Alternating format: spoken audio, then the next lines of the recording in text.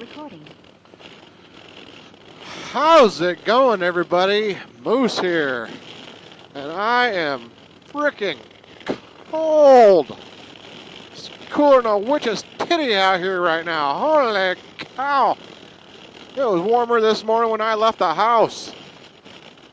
Somewhere along the line, the wind picked up, the sun went away, and it got cool outside. It is May 5th, 2019, and I had to stop and put on my rain gear, outer rain gear, to keep myself warm up top, because damn cold. I mean, it's not that cold, but it feels cold on this bike. As you can see, I'm on the old Road King today, or as I like to call it, the Ultra King. And I am tooling my way home from a long day of work. It's a Monday, and you know how Mondays are. Getting ready for the fun to begin on Friday. I'm going to head to West Virginia and meet up with my Chilli 7 and Harley Trek there for a couple days of riding in West Virginia, where the three Stooges will once again hit the roads together. We are some crazy sons of bitches, let me tell you.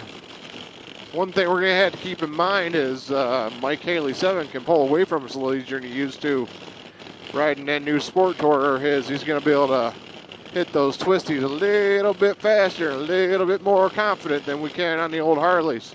Of course, I'll be taking the Ultra Limited with me.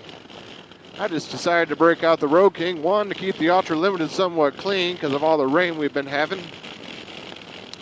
Two, I haven't really had a lot of chance to put a lot of miles on the old girl yet this year. And three, well, why the hell not? It's sitting in the garage. Might as well take the other bike for a while. Yep. Feels good to be back on it, but I got to tell you, I don't know how many of you guys out there have two bikes. Especially two bikes of similar size, because at least I thought they were similar size.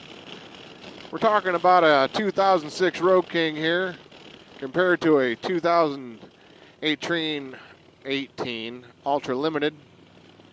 I know they lengthened the frame a little bit, put a bigger back tire on there and stuff, but I never really contemplated how much smaller this Road King feels compared to that Ultra. They're both big bikes, but man, I felt like I was getting on a toy this morning when I went to ride this thing out of the garage and down the road. I think it's the stance of the bike. I do tend to sit lower in the seat on this one because the seat's more sloped back and down. Handlebars are a little narrower. And of course the bat wing is tilted down compared to what the fairing on the Ultra is. It's more or less kicked up, takes up the whole front. And the gauge is in there, so, and it's wider than the bat wing, so I'm assuming that's what's adding to it. But you can tell this bike is a lot lighter than the Ultra. I've almost taken the boards off this thing twice today, just swinging it around. I'm just not too used to the way she handles anymore after riding that Ultra all this time.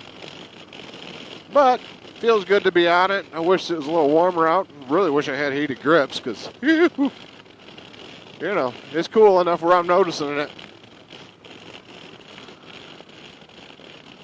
And, you know, there's some differences other than that. I mean, you're talking about a 13-year span between when they were both made. So, I mean, no anti-lock brakes on this one.